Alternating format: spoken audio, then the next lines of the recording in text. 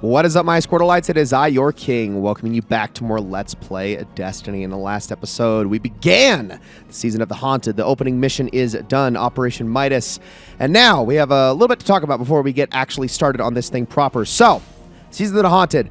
Let me just kind of lay out how and why everything is playing out the way it is and what to expect and what you need to know before we go into this thing. So first things first, that right there is called the Crown of Sorrow. The Crown of Sorrow was worn by a giant scion thing, cabal thing, known as Galran, and it was originally attempting to use hive magic to basically to further Callus's own goals after the Season of Opulence. We were able to take the Crown of Sorrow from it, and now we have had it in our custody ever since. We are going to be using the Crown of Sorrow here in the Season of the Haunted. The four major players here, besides ourselves in this season, are Eris, who is here to guide everybody along, Crow, Zavala, and Kayatol. Crow, Zavala, and Kayatol all have demons in their past that are going to be affected by the nightmares, much like how Eris was in the Shadowkeep expansion. She is using her own wisdom that she gained from the events of that story to help everybody out. It's basically, in the lamest way I could possibly explain this, it's a giant group therapy session where everyone is going to be using the nightmares to hopefully come to terms with all of their demons of their past and use their newfound strength to try to take down Callus, who is now here with a newfound purpose in our system. He is here to cause trouble, make no mistake about it. Everything that you thought you knew about him from Season of Opulence and before was all a pretense. Yes, he was trying to test us, but in the end, he has embraced the darkness, and we have not. So we need to put a stop to him. So we're going to be doing just that. Let's head on down to the Crown of Sorrow and see what information we get from Eris to begin this entire affair. It is done. We are inexorably bound to the power of this hive artifact and to one another, Eris says, her voice carrying off into the unsettling hum of the crown. She tells you that you will become a reaper of nightmares, dooming them to containment within the Crown of Sorrow. She assures you that their doom will grant her the knowledge needed to identify and sever Callus's fledgling connection with the Lunar Pyramid. Eris asks you to take an artifact, crafted by her and an associate. She calls it the Nightmare Harvester and claims that it will offer you protection and contain defeated nightmares so they may be returned to the Crown. Seek out concentrations of these nightmares, Eris requests. She hopes these battles will prepare you, for it is you who will venture into the Leviathan's depths with Crow once Eris is ready to strike. Lastly, the Nightmare Harvester is wrapped in a note that reads, a paracausal hand may find this implement manifested as a weapon in areas of high nightmare concentration wielded well.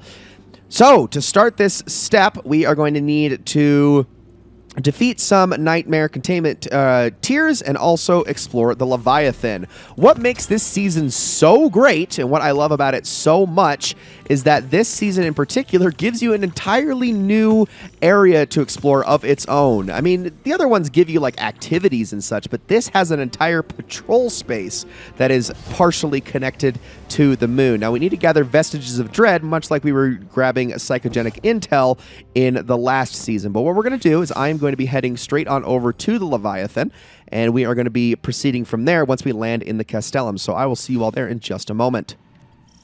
Welcome to the Castellum, everybody. Okay, so it looks like a Nightmare Containment is already going on, but it is at Tier 3, so I'm going to wait, actually, on this, and we'll start with a fresh one as soon as I can find one. So for right now, I'm going to leave that be. We're going to actually do some exploring. So this central area is known as the Castellum. If you've never been on the Leviathan before, and I'm not talking about in the menagerie activity, because that does not give you an idea of how the Leviathan is laid out. I'm talking about the raid. The raid Leviathan is laid out in this way. You start in the Castellum, or at least this is the central area. From the Castellum, there are multiple ways that you can go. Now, we're going to be heading towards an area known as the Royal Pools. The Pleasure Gardens are the other major area in the Leviathan, but there are also a couple of other side areas that you can venture off towards as well. But the Royal Pools and the Pleasure Gardens are the two areas you need to remember while you're aboard this place. We're going to be going around exploring, getting some kills, grabbing some chests, all sorts of various things as we go. And in fact, I probably should set this so that we can grab ourselves a couple of things. And what I'm going to do is I'm going to set up a combo detector to make this a little bit easier on myself. As I go after all sorts of stuff, you're going to have different things that you can collect that are going to help you out, but we want to kill a lot of these nightmare enemies here because they are useful for actually increasing our percentage here. But on top of that, we also want to open up chests, finish patrols, things of those nature. So let's take all these guys out.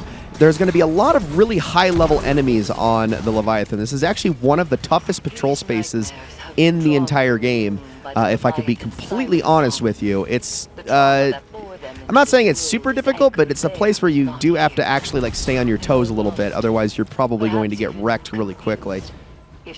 So, I want to point out these chests right here really quickly. We may be able to disperse them by resolving their associated traumas. After Eris stops talking. These chests right here, these ones will say, requires an opulent key. So opulent keys can be gotten by various means. Finishing patrols is one of them, but one of the most common ones is by doing nightmare containment. Now, if we actually, if we can actually finish this quest that we have on hand, we will get an opulent key as a reward. Opulent chests will always contain seasonal weapons that you can actually have, that you can get a hold of. And you're going to want those because there are actually a lot of good weapons from this season in particular. Season of the Haunted has probably my favorite weapon list in the entire Witch Queen expansion year. Both from the reprised Opulence weapons as well as the Haunted weapons, which are two different sets that we're going to be getting into a little bit later. But yeah, you're going to want to get those opulent keys. Once you get them, they are going to give you a riddle that's going to tell you what chests you need to go to because there are multiples all across the Leviathan. Most of them are within the actual pleasure gardens themselves. Oh, I think this guy is on the strong side, and I completely missed him. Oh boy, here we go. I am not getting any special either. He is a really strong enemy there. Does not go down easily. If I could just get some special ammo to drop, that would be awesome, but it is just not happening for me today. Let's see. Maybe if I do enough damage here. Oh, we got these guys too, so maybe not. Oh my gosh, dude, look at this. This is what I mean by this area is actually kind of challenging. There's a lot of really powerful enemies around here. Oh my gosh. There we go. There's something. Almost got it. And I'm going to throw that at them. There we go. We actually got something out of that one. Don't think... Did I kill the Legionary? I think I did, actually. Well, I finally was able to get myself some special out of that. So if we head on into our quest, you can already see here that we're about 20% with the Leviathan explored. We still got to work on various other things. Killing more enemies. Let's see. Are there any more? It's still working on this patrol, I guess. So let's keep killing these guys. Oh, no, I didn't kill the Incendior. He got away. And he's jumping around. You need to stop it, sir. You know what? I can just finisher you. There we go. So high-value target drops his plunder. I will happily take that. Get some vestiges for our trouble, which we are going to need those as well. So let's just take all these guys out. We've almost got this patrol done. And then I will head off towards the Pleasure Gardens, if I can land my shots here. Then I will head off towards the Pleasure Gardens so you can actually see that area a little bit. Now you're noticing, if you're paying attention, that the Scorn and the Cabal actually aren't attacking one another. That's because, obviously, these are Callus's Cabal, and he is aligned with the Pyramid. Now we know, at this point, that the Scorn are also aligned with the Pyramid. So we have ourselves two enemy factions that we have to worry about at this point. So just a moment while I take you out. There we go. This guy, we got to get rid of this guy.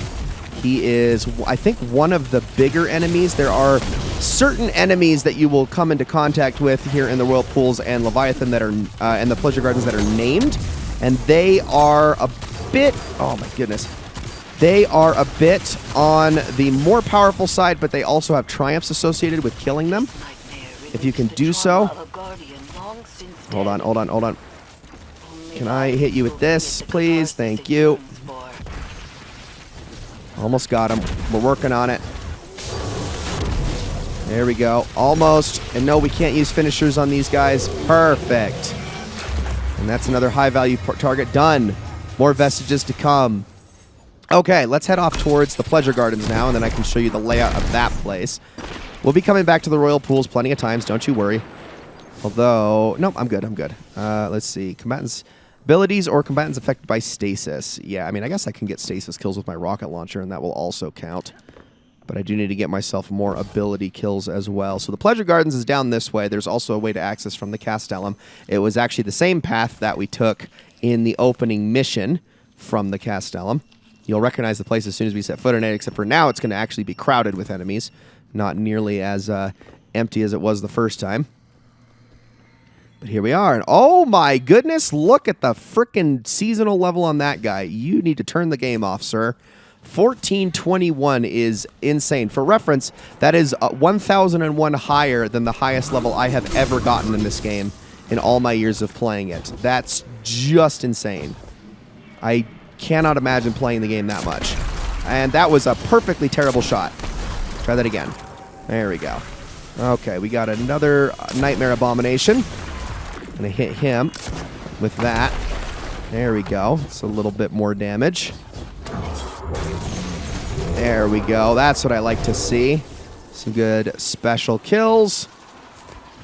Now, if I can just get a few more... No, I don't want to kill you because you're not surrounded by other enemies. Here we go. That's more like it. Let's throw a grenade in there. Maybe that will work.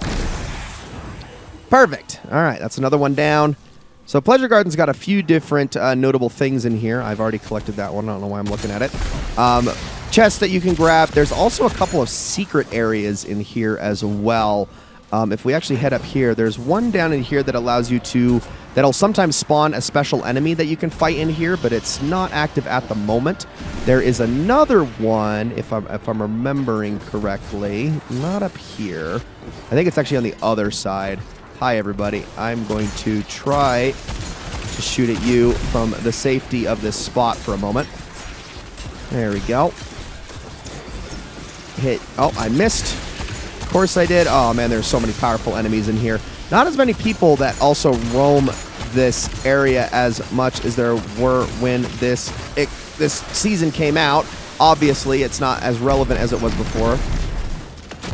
All right, come on. There we go. That's what I like to see. Got enough scorch stacks on them to finally trigger an ignition.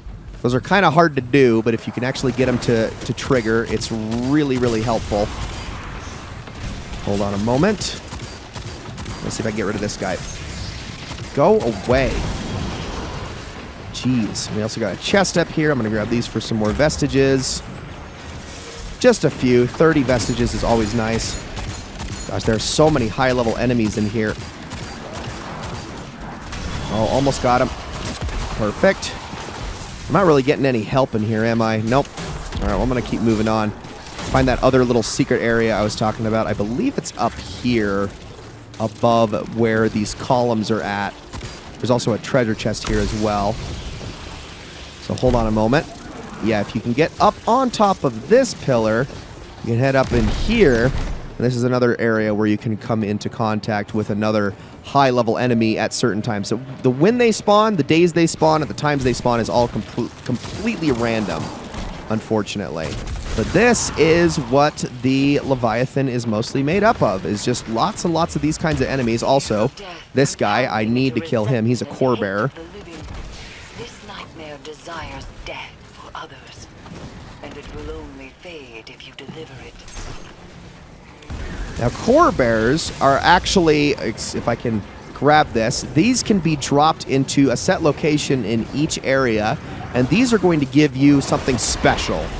This right here is a relic, and it is the Nightmare, I believe it's called the Nightmare Scythe is what it's called. Every single time you kill an enemy with it, it'll actually heal you. It'll spawn basically the exact same orbs that Lumina spawns that will heal you and empower you.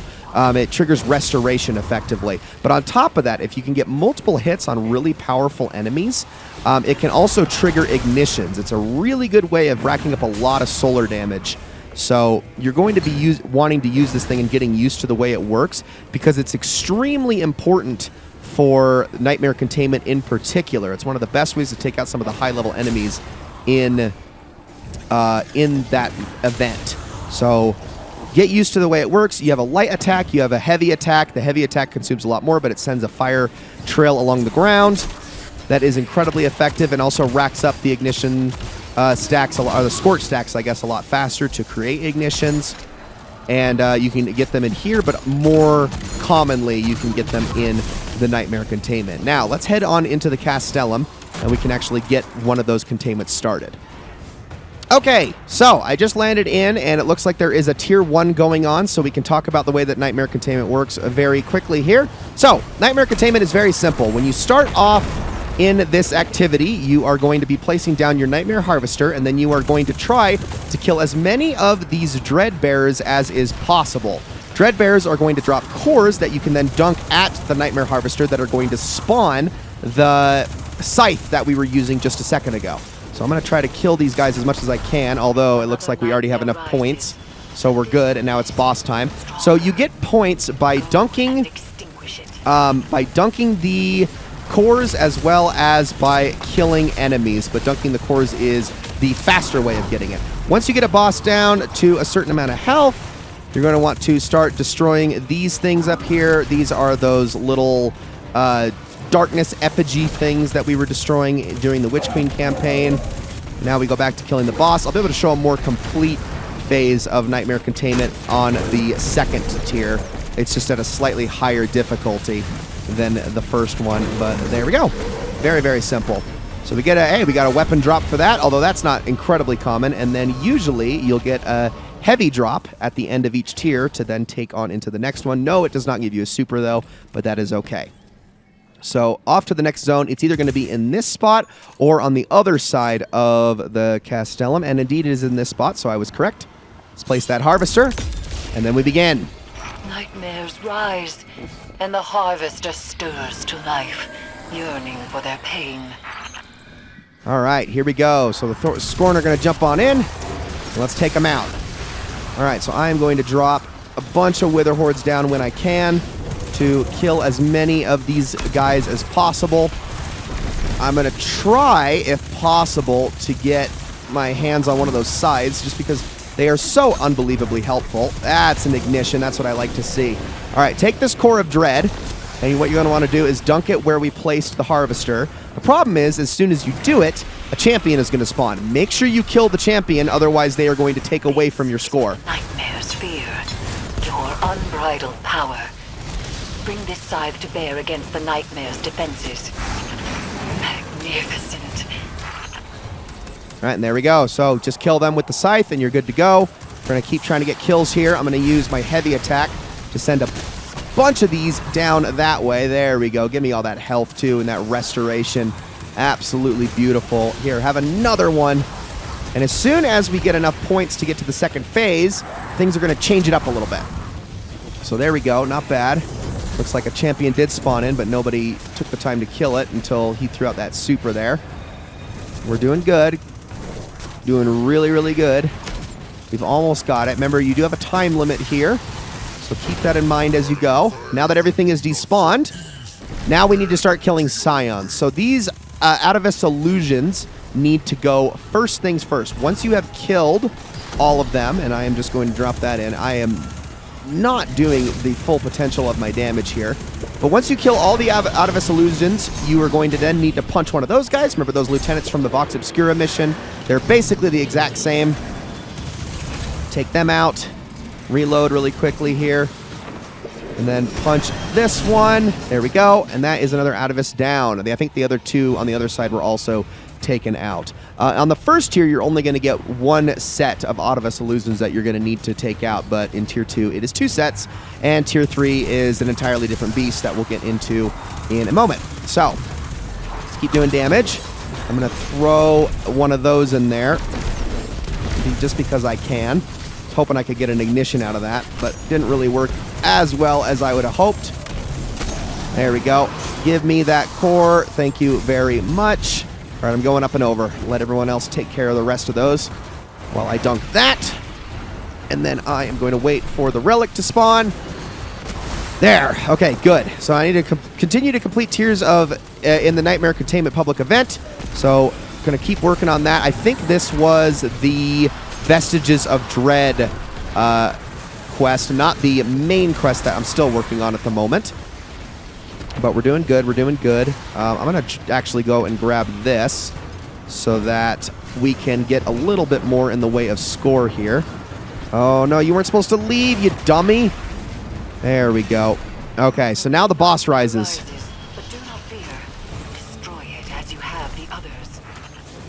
So I'm just going to mostly rely on ignitions to do the damage for me here. You can see they're just kind of happening again and again and again. I'm going to save my super for his second wave of health. But as soon as we get him to the shield, now we can start shooting these things. So get rid of all of the splinters with the frenzy that I have. There we go. Oh, my reload slowed down. Okay, we're fine. Now hit this guy with everything you got. There we go.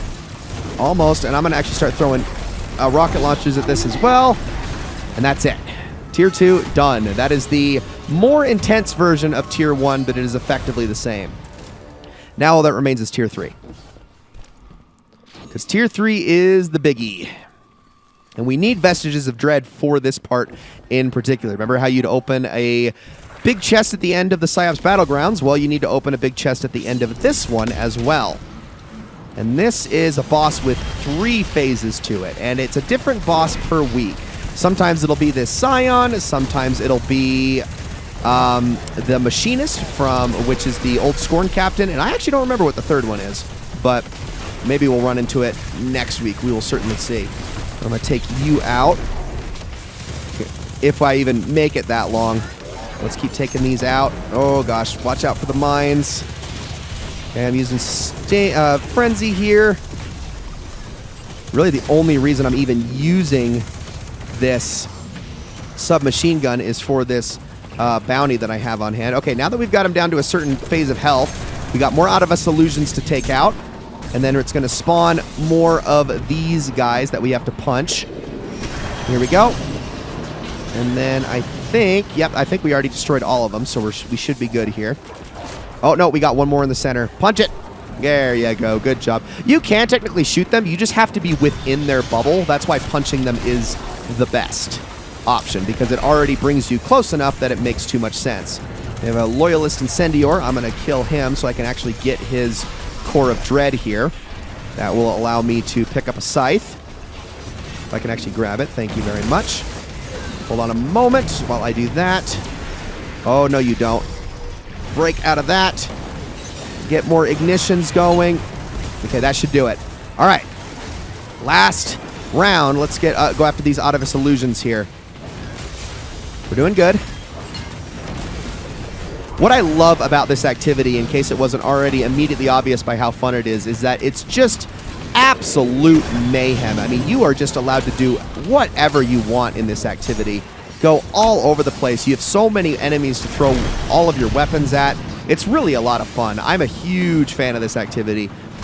The only downside to it really is that you are required to play it so many times to do everything in this season that it can be a little bit daunting for some, but that's really the only gripe I have. The actual nature of the activity is pretty great. Look at all this fire.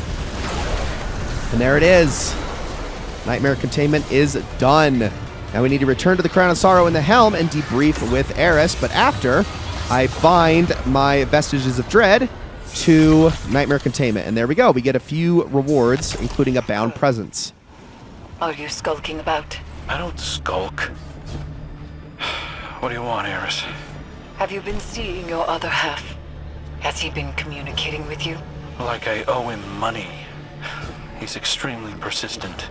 Glibness does nothing to help your growth. How are you responding to his goading? Kinda like this. It is as if you two deserve each other. Wow. Dang, Eris, cold. Yeah, Crow's a bit of an emo boy, though, so, I mean, he does kind of bring it upon himself a little bit.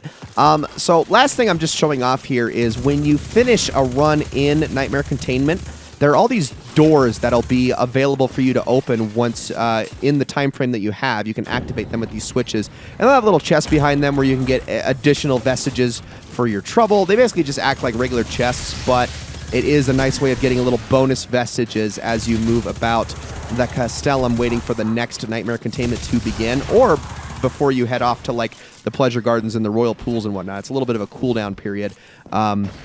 But after enough time has expired, then you're going to be required to move on. So there's one more in here. I think only 2 chests will appear at a time in 5 possible different locations.